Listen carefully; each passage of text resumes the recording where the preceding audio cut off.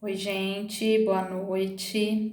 Bom, como vocês sabem, nós continuaremos com as matérias, as provas serão mantidas no mesmo período, então eu vou continuar com a programação.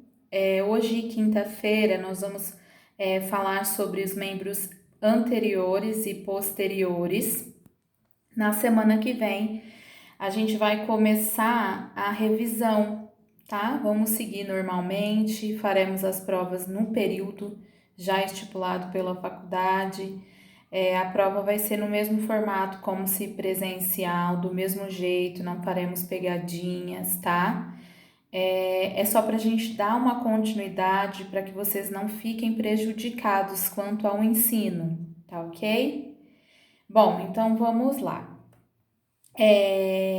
Esse material já está na plataforma Blackbird. Nós falaremos um pouco sobre membro anterior e membro posterior do animal. Hoje a gente vai falar sobre o anterior e na próxima aula sobre o posterior, tá bom? Eu vou gravar mais ou menos uns 2 vídeos para não ficar muito sobrecarregado, para que não demore a gravar para vocês, mas o material em PDF já está postado, tá bom? Bom, primeiramente, os membros anteriores, ele é composto por escápula, húmero, radioiúna, carpo, metacarpo e falanges, tá? Nessa figura eu mostro os posicionamentos anteriores e posteriores, tá? Mas vamos começar pelos anteriores.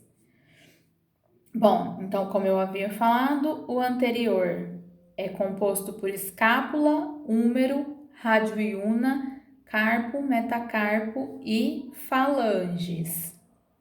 Bom, então a gente sabe que os membros anteriores, eles têm como suas maiores funções, que são duas: fornecer apoio e movimento e acompanha os movimentos da lateralidade do corpo e cabeça, ou seja, permite mudança de direção.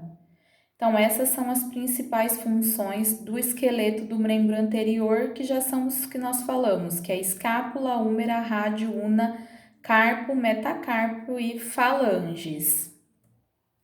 Bom, a escápula, ela é parecida com um triângulo, ela é formada por duas faces e que ela tem um contato com as costelas e serve como inserção de músculo subescapular.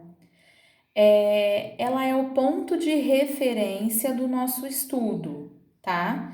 Para começarmos a falar sobre os membros anteriores. Ela é sempre colocada aproximadamente a 45 graus da linha superior, ou seja, é um bordo superior acima do corpo. Como é que eu explico?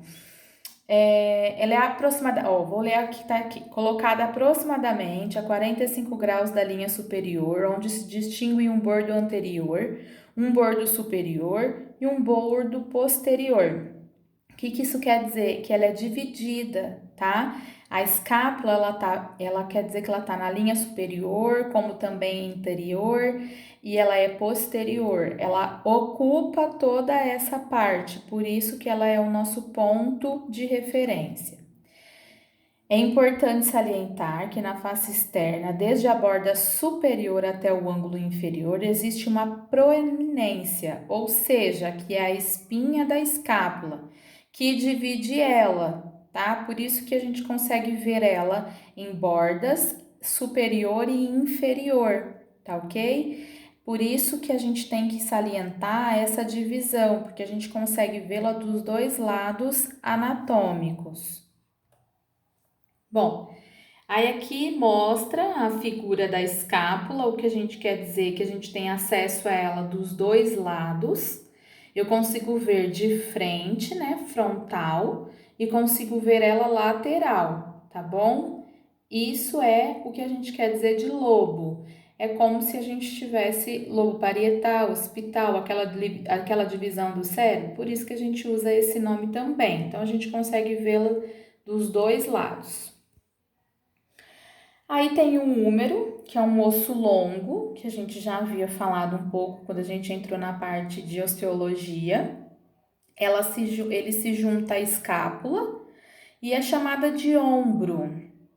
A extremidade inferior se articula com o rádio e una, que forma a articulação húmero-rádio unar, que também pode ser chamada de cotovelo, tá? Então, isso é o braço, que normalmente chamamos de braço. Então, ela se junta com a escápula, ele se junta com a escápula, com a parte do rádio e una para formar o cotovelo e a gente denomina como braço.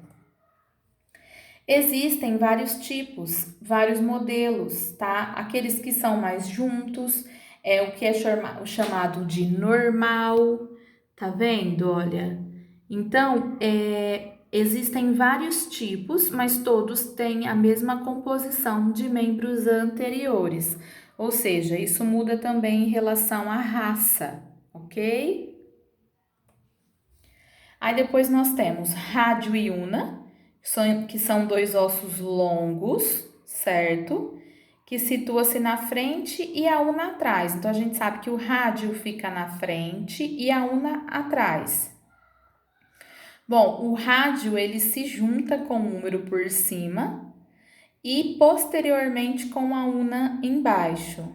Junto, o rádio e a una articulam-se em sua extremidade com os ossos do carpo, onde nós vamos começando a chegar no punho, tá?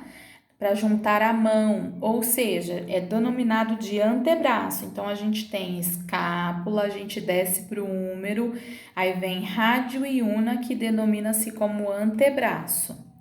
Depois vem o carpo, que são os 7 ossos, que eles estão...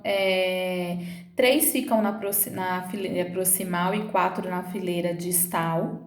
E os ossos do carpo se articulam por cima do rádio por baixo da una, que formam os metacarpos. Então, os carpos, que são aqueles 7 ossos, eles vão se juntar para formar o metacarpo, tá?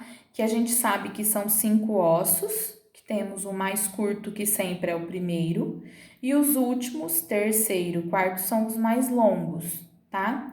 Ou seja, a gente tem a junção do carpo para formar os metacarpos, que é onde saem as falanges. A gente está descendo, a gente já está na mão. Então, ou seja, na mão, a pata, né? Então, aqui, ó, uma imagem para mostrar para vocês. Rádio e una, aí a gente tem os ossos do carpo, que já saem os metacarpos seguidas das falanges, ok? Então, as falanges são os dedos, né? E cada uma são composta por 3, são uma seguidinha da outra. E a gente sabe que a terceira falange, que é a última, é onde vem as unhas, tá bom? Isso é a planta do pé do animal, ok?